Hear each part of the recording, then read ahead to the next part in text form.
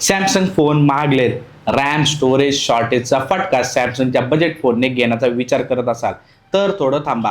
कारण सॅमसंग इंडियाने आपल्या काही एंट्री लेवल स्मार्टफोनच्या किमती क्वाइटली वाढवल्या आहेत. पण काही मॉडेल्समध्ये वाढ आहे तब्बल 3,000पर्यंत. पण सॅमसंगने अचानक प्राइस का वाढवल्या?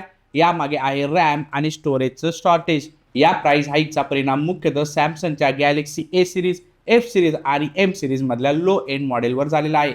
यामध्ये Galaxy A06, A07 4G, A07 5G, A17, M07 यांचा समावेश आहे. म्हणजे फक्त 5G फोन नाही, काही 4G मॉडेल देखील मागले आहेत.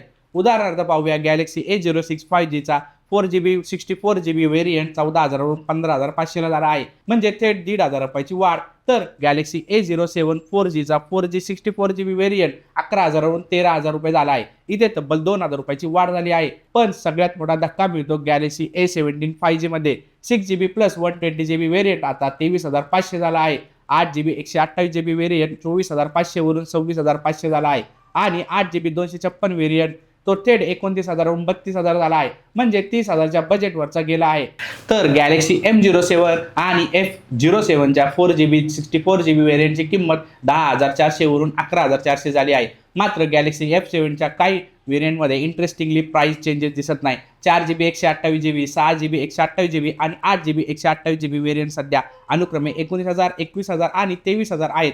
M07 F07 10,400 वरून 11,400, तर F17 प्राइस अनचेंज.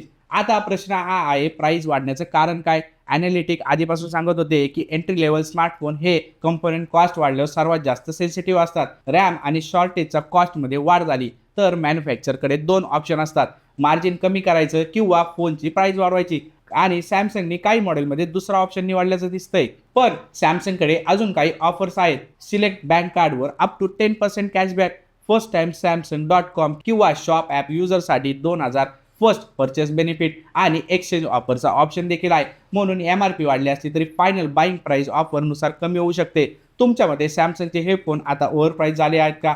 कमेंटमध्ये सांगा. आणि अशाच टेक आणि स्मार्टफोन अपडेटसाठी टेक्नो डायनामिकाला सबस्क्राईब करायला विसरू नका.